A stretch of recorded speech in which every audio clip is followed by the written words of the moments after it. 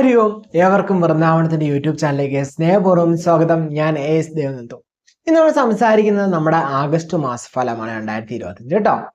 അധികം താമസിക്കില്ല, വീഡിയോയിലേക്ക് കിടക്കാം. ഒരു വീഡിയോയുടെ എങ്കിലും എന്താ പൂർണ്ണമായിട്ട് കാണാൻ ശ്രദ്ധിക്കുക കേട്ടോ. ആ വീഡിയോയുടെ അവസാന ഭാഗം കൂടി കാണാൻ ശ്രദ്ധിക്കുക. അതുപോലെ തന്നെ രാശിയുടെ മാത്രമല്ല നമ്മുടെ ലഗ്നവും കൂടി എടുത്ത് കാണണം കേട്ടോ. അതെന്താണൊക്കെ വീഡിയോയുടെ അവസാനം പറയുന്നുണ്ടാവും. അതുപോലെ തന്നെ നമ്മുടെ കോഴ്സിന്റെ കൂടുതലായിട്ടുള്ള വിവരങ്ങൾ നമ്മുടെ എൻഡിലുണ്ടാവും കേട്ടോ. അതുപോലെ നമ്മുടെ ചാനൽ ആദ്യമായിട്ട് കാണാനല്ല, ഇതുവരെ സബ്സ്ക്രൈബ് ചെയ്തില്ലെങ്കിൽ സബ്സ്ക്രൈബ് ചെയ്ത് സപ്പോർട്ട് ചെയ്യാൻ തൊട്ടടുത്ത് തന്നെ ബെല്ലൈക്കൺ അമർത്തുക കേട്ടോ.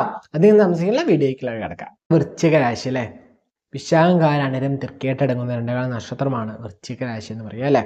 വൃശ്ചിക രാശിക്കാർക്ക് മാത്രമല്ല വൃശ്ചിക ലഗ്നക്കാർക്കും കാണാവുന്ന രീതിയിലാണ് നമ്മൾ വീഡിയോ പറഞ്ഞിട്ടുണ്ടായിരുന്നത്. അപ്പം ഈ ഒരു മാസം, ഈ ഓഗസ്റ്റ് മാസം അല്ലെ ആഗസ്റ്റ് മാസം എങ്ങനെയുണ്ട് നോക്കാം. നമുക്ക് നോക്കിക്കഴിഞ്ഞാൽ നമ്മുടെ 8 ശുക്രനും വ്യാഴവും നിൽക്കുക എന്ന് പറയാം. 9 ബുധനും സൂര്യനും കൂടി നിൽക്കുന്ന സമയമാണ്. മാസപകുതിക്ക് ശേഷം കേതുവും സൂര്യനും കൂടി ഒന്നിക്കുന്ന സമയമാണ്. അതുപോലെ തന്നെ കുജനെ നോക്കിക്കഴിഞ്ഞാൽ വലിയ പ്രശ്നങ്ങളില്ലാതെ 11 നിൽക്കുന്ന സമയം അനുകൂലമാണ്.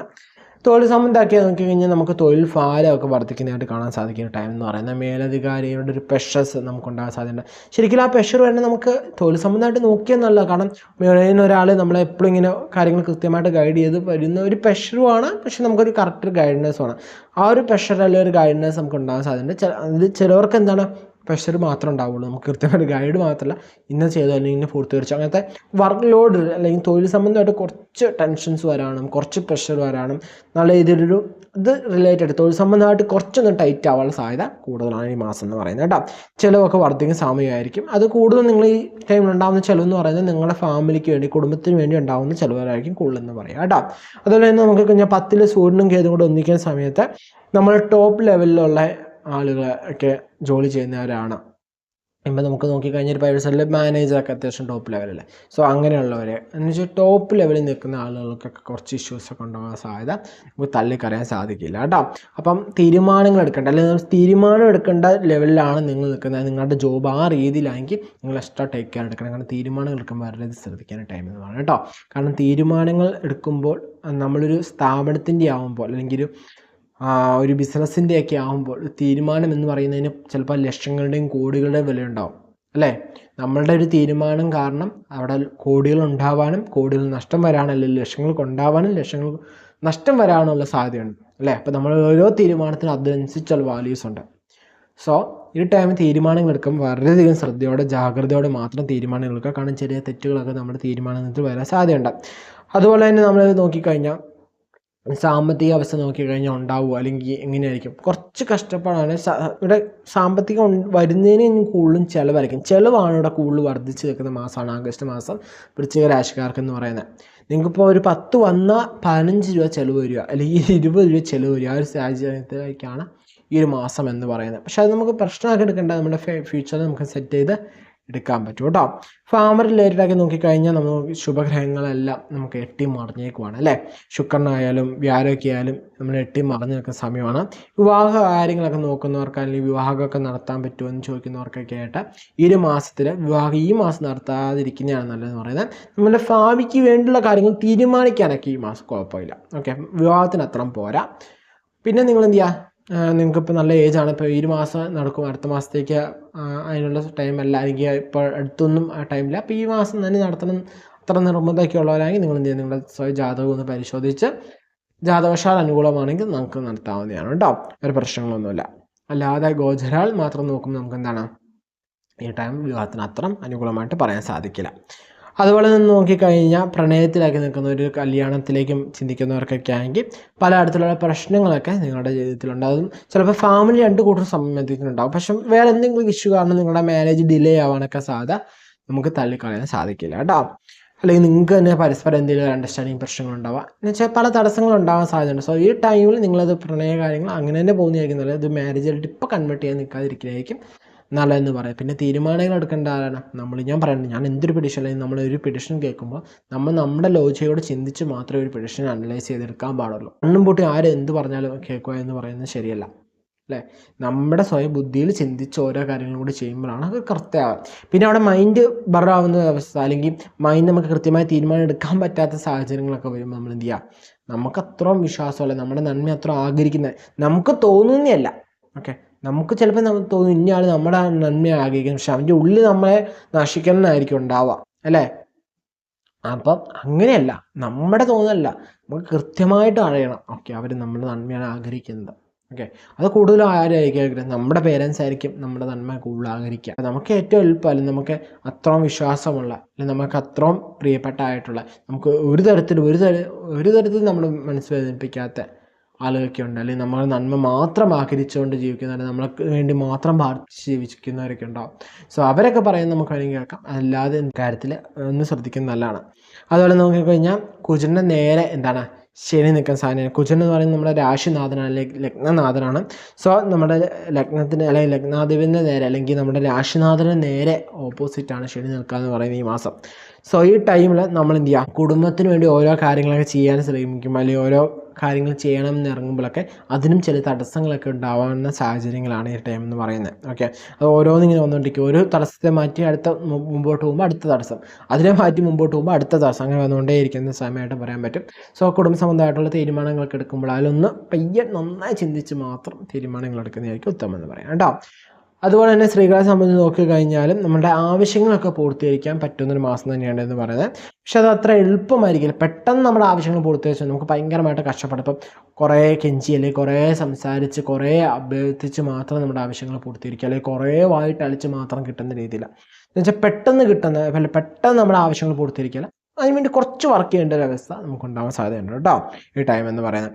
അതുപോലെ തന്നെ പ്രതീക്ഷിക്കാതെയുള്ള ചെലവുകളൊക്കെ വരാനുള്ള സാധ്യതയും ഉണ്ട്. അതുപോലെ വിദ്യാർത്ഥികളെ സംബന്ധിച്ച് നോക്കിക്കഴിഞ്ഞാൽ 8ൽ വ്യാഴം നിൽക്കുന്ന സമയമാണ്. സോ നിങ്ങൾ എഡ്യൂക്കേഷൻ ലോണൊക്കെ നോക്കുന്നവരൊക്കെ ആണെങ്കിൽ നിങ്ങൾക്ക് ഈ ടൈം അനുകൂലമാണ്, എഡ്യൂക്കേഷൻ ലോണൊക്കെ കിട്ടാൻ സാധ്യതയുണ്ട്.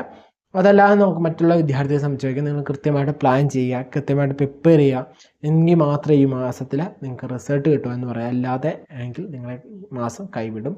നിങ്ങൾക്ക് അത്ര അനുകൂലമായിട്ട് നമുക്ക് കണ്ണും പൂട്ടി പരീക്ഷകൾ വിജയിക്കും എന്ന് നമുക്ക് പറയാൻ പറ്റില്ല. ഈ ടൈം നിങ്ങൾ എന്ത് ചെയ്യുക, കൃത്യമായിട്ട് പ്ലാൻ ചെയ്യുക, നന്നായി വർക്കൗട്ട് ചെയ്യുക. നിങ്ങൾ 10 തവണ ഇതൊക്കെ പഠിച്ചുകൊണ്ടിരുന്നവരാണെങ്കിൽ ഈ ടൈമിൽ 20 തവണ അല്ലെങ്കിൽ 30 തവണ ഇത് പഠിക്കാം. അത്ര maximum practice make a man perfect. Okay, so എത്ര പ്രാക്ടീസ് ചെയ്യാൻ പറ്റും അത്രയും പ്രാക്ടീസ് ചെയ്യാം അല്ലേ. അപ്പോൾ അത്ര പ്രാക്ടീസ് ചെയ്യുമ്പോൾ നമുക്ക് അത്ര കോൺഫിഡൻസ് കൂടുമ്പോൾ ഓട്ടോമാറ്റിക്കലി നമ്മുടെ എക്സാം നമുക്ക് വിജയിക്കാൻ സാധിക്കും. ഓക്കെ, കാരണം കോൺഫിഡൻസ് മാത്രമായിട്ട് കാര്യമില്ല, നമ്മൾ പ്രിപ്പയർ ചെയ്തിട്ടില്ല, എനിക്ക് നല്ല കോൺഫിഡൻസാണ്, പഠിച്ചോ, പുസ്തകം തുടങ്ങിയിട്ടില്ല, അല്ലെങ്കിൽ ക്ലാസ് ഞാൻ കേട്ട് കഴിഞ്ഞില്ല, ഒരു 10% കേട്ടിട്ടുണ്ടാവും, പരീക്ഷ ജയിക്കുമോ, ഞാൻ ജയിക്കും, എനിക്ക് നല്ല കോൺഫിഡൻസാണ്, ഒരു കാര്യമില്ല. കോൺഫിഡൻസ് മാത്രം കൊണ്ട് പരീക്ഷ ജയിക്കാൻ പറ്റില്ല. ഓക്കെ, നല്ല കോൺഫിഡൻസും വേണം, നമുക്ക് നന്നായി പ്രിപ്പയറും ചെയ്യണം, നല്ല ഭാഗ്യം ഉണ്ടാവണം അല്ലേ. ഇത് മൂന്നും കൂടി ചേരുമ്പോഴാണ് നമുക്ക് എക്സാം വിജയങ്ങൾ, നമ്മുടെ ബിസിനസ്സിലായാലും ഇപ്പോൾ പുരോഗതി എല്ലാം ഉണ്ടാകുന്ന എല്ലാ ഘടകങ്ങളിലും ആവശ്യമായിട്ട് വരുന്ന കൃത്യമായ അളവിൽ എല്ലാ ഘടകങ്ങളും വരുമ്പോൾ മാത്രം ഒരു കാര്യം പൂർത്തിയാവില്ലെങ്കിൽ അതിന് കൃത്യമായിട്ട് ഒരു ഭക്ഷണവസ്തു ഉണ്ടാക്കുമ്പോഴായാലും നമുക്ക് എന്താണ് അതിന് രുചി കിട്ടണമെങ്കിൽ, അല്ലെ സ്വാദിഷ്ടമാണ്, ആരോഗ്യകരമാകണമെങ്കിൽ അതിൽ വരേണ്ട എല്ലാ ഐറ്റങ്ങളും അതിൻ്റെ കൃത്യം അളവിൽ, അതിൻ്റെ കൃത്യ ചേരുവയിൽ ചേർന്നാൽ മാത്രമേ കാര്യമുള്ളൂ അല്ലേ. ഒന്ന് കൂടി ഒന്ന് കുറഞ്ഞിരുന്നാലും പ്രശ്നമാണ്. ഇപ്പോൾ ഏറ്റവും എല്ലാവർക്കും എളുപ്പം ഉപ്പ്, കൃത്യ അളവല്ലെങ്കിൽ അത് ഇച്ചിരി കുറഞ്ഞു പോയാലും രുചി കുറവാണ്, ഒത്തിരി കൂടിപ്പോയാലും ഉപ്പ് കാരണം കഴിക്കാൻ പറ്റില്ല. കൃത്യ അളവിൽ ആ ഉപ്പിടുമ്പോൾ കൃത്യമായിട്ട് നമുക്ക് നല്ലൊരു സ്വാദിഷ്ടമായ ഭക്ഷണം കഴിക്കാൻ പറ്റും. അതുപോലെ തന്നെയാണ് വിദ്യാർത്ഥികളുടെ കാര്യ ടൈം എന്ന് പറഞ്ഞാൽ കൃത്യമായിട്ട് എല്ലാ അളവിലെല്ലാം ചെയ്തിട്ടുണ്ടെങ്കിൽ ഓക്കെയാണ്. ഓക്കെ, പഠിക്കാറുണ്ട്, അതുകൊണ്ട് പ്രാർത്ഥിക്കാൻ സമയമില്ല, കൃത്യമായിട്ട് പ്രാർത്ഥിക്കുകയും ചെയ്യാം. സന്ധ്യാനേരത്ത് നമ്മൾ എന്ത് ചെയ്യുക, വിളക്ക് കത്തിച്ച്, അല്ലെങ്കിൽ നമ്മൾ ആരാധിക്കുന്ന രീതി എന്താണ് ആ രീതിയിൽ കൃത്യമായിട്ട് നമ്മൾ എന്ത് ചെയ്യുക, സന്ധ്യാനാമം ചെല്ലുക. അത് കുടുംബത്തിന് ഒത്തിരുന്ന് ചെല്ലുവാണെങ്കിൽ ഏറ്റവും ഉത്തമമാണ്. ഇന്നത്തെ കാലത്ത് നമുക്കത് ഏറ്റവും കുറവ് കാണുന്നൊരു കാഴ്ചയാണ്. എല്ലാവരും ഒന്നിച്ച്, കുടുംബത്തിലുള്ള എല്ലാവരും കൂടെ ഒന്നിച്ചിരുന്ന് സന്ധ്യാനേരത്ത് നാമങ്ങളും പ്രാർത്ഥനകളും കീർത്തനങ്ങളെല്ലാം പാരായണം പാടുകയൊക്കെ ചെയ്യുന്നത് കാണാൻ സാധിക്കുക എന്ന് പറയുന്നത് അല്ലേ. അപ്പം അങ്ങനെയൊക്കെ ചെയ്യുന്ന കുടുംബത്തിൽ നമുക്ക് ഐശ്വര്യം വന്നുകൊണ്ടേയിരിക്കും.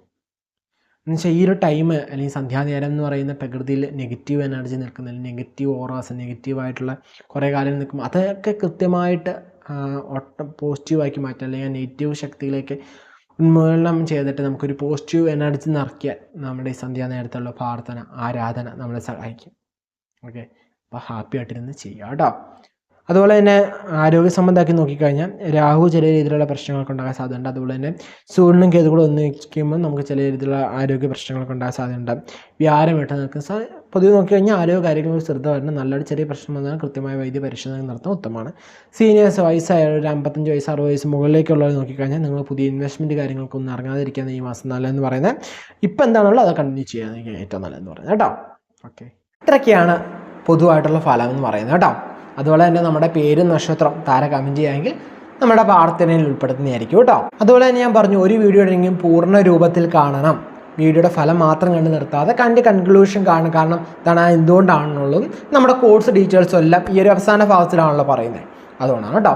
അതുപോലെ തന്നെ ഞാൻ പറഞ്ഞു, ഫലം കാണുമ്പം രാശിഫലം മാത്രമല്ല ലഗ്നഫലം കാണണം. എന്തുകൊണ്ടാണെന്ന് ചോദിച്ചു കഴിഞ്ഞാൽ രാശി എന്ന് പറയുമ്പോൾ നമ്മുടെ എന്താണ് ശരീരം, നമ്മുടെ മാനസികാവസ്ഥ, ഇതൊക്കെ റിലേറ്റ് ചെയ്യണം. ലഗ്നം എന്ന് പറയുന്നത് നമ്മുടെ വിധിയാണ്. ഓക്കെ, അപ്പോൾ ഇത് രണ്ടും കൂടെ കണക്ട് ചെയ്ത് നോക്കിയാൽ മാത്രമേ നമുക്ക് കുറച്ചുകൂടി ഒരു അക്യുറേറ്റ് ആയിട്ടൊരു പ്രിഡിക്ഷനിലേക്ക് എത്താൻ പറ്റുള്ളൂ. ഓക്കെ, കുറച്ചുകൂടി നിങ്ങൾക്ക് ഇമ്പോർട്ടൻ്റ് ആയിട്ടൊരു കാര്യം ചെയ്യാൻ പോവുകയാണ്, പ്രധാനപ്പെട്ട ഒരു കാര്യം ചെയ്യാൻ നിങ്ങൾക്ക് നമ്മൾ പേഴ്സണലൈസ്ഡ് കൺസൾട്ടേഷൻ എടുക്കണം. മന്ത്ലി പ്രിഡിക്ഷൻ്റെ പേഴ്സണലൈസ്ഡ് കൺസൾട്ടേഷൻ എടുക്കണം.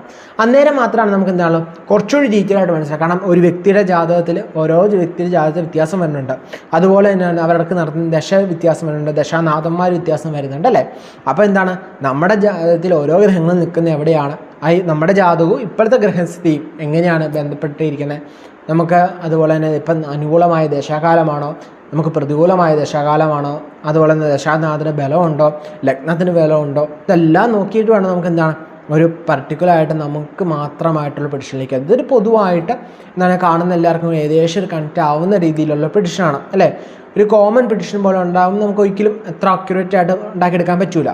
ഓക്കെ, കാരണം ഓരോരുത്തരുടെ ജാതക വ്യത്യാസം അനുസരിച്ച് വ്യത്യാസമായിട്ടുള്ള ഫലങ്ങൾ മാറ്റി ഇടാൻ പറ്റില്ലല്ലോ.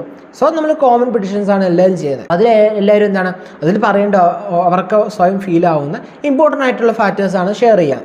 ഓക്കെ, അതുപോലെ തന്നെ ഞാൻ പറയാറുണ്ട്, വീഡിയോ കാണുമ്പോൾ നമ്മുടെ ലോജിക്കും കൂടി ചിന്തിച്ച് മാത്രമേ തീരുമാനങ്ങൾ എടുക്കാൻ പാടുള്ളൂ. ഞാൻ തുടക്കം തൊട്ട് പറയുന്നതാണ്, നമ്മൾ വീഡിയോയുടെ പ്രിഡിക്ഷൻ കാണുമ്പോൾ ഭയപ്പെടാനോ നമുക്ക് സന്തോഷം വരാനോ അല്ല, നമുക്ക് ഒരു സിഗ്നൽ പോലെയാണ്, ഒരു സൈൻ ബോർഡാണ്. അത് അനുസരിച്ച് ശ്രദ്ധിച്ച് മുന്നോട്ട് പോയാൽ നമുക്ക് സുരക്ഷിതമായിട്ട് മുന്നോട്ട് എത്താൻ പറ്റും, നല്ല രീതിയിൽ എത്താൻ പറ്റും.